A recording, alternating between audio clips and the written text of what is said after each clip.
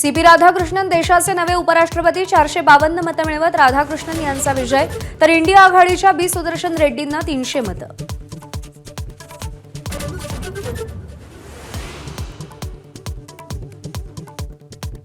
चंद्रशेखर बावनकुळेंच्या नेतृत्वात ओबीसी मंत्रिमंडळ उपसमितीची आज पहिली बैठक.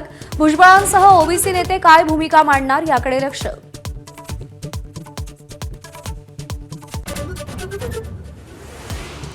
मराठा आरक्षण जीआर रद्द करत नाही तोवर ओबीसी उपसमितीला मानतच नाही. ओबीसी आंदोलक लक्ष्मण हाकेंची टीका. डॅमेज कंट्रोलसाठी सरकारचा केवळ फारस असल्याचा आरोप.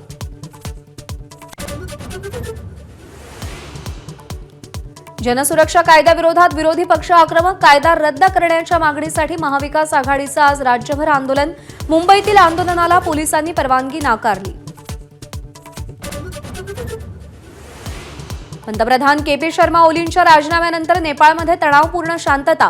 काठमांडूत संचारबंदी लागू, तर 2 दिवसांच्या आंदोलनात संसदेच्या मुख्यद्वारासह भिंतीच्या तटबंदीचंही नुकसान.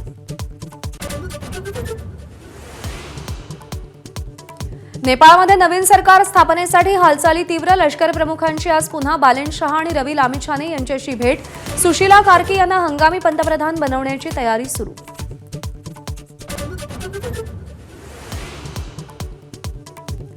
आयफोन प्रेमींसाठी खुशखबर. दमदार फीचर्ससह आयफोन 17 सिरीजमध्ये 4 मॉडेल्स लॉन्च. ॲपल वॉच आणि एअरपॉड्सचंही अनावरण. मुंबईतील बहुप्रतीक्षित मंडाळे ते चेंबूर दरम्यानची मेट्रो याच महिन्यात सुरू होण्याची शक्यता. मेट्रो रेल सुरक्षा आयुक्तांच्या पथकाकडून आजपासून तपासणी सुरू.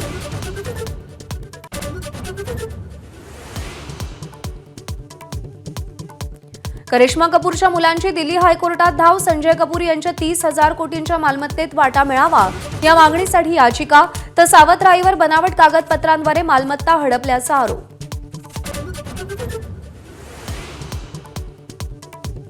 टीम इंडियाच्या आशिया चषक मोहिमेला आजपासून सुरुवात. पहिला सामना आज यूएई सोबत. सूर्यकुमार यादवच्या नेतृत्वात भारतीय संघ मैदानात उतरणार.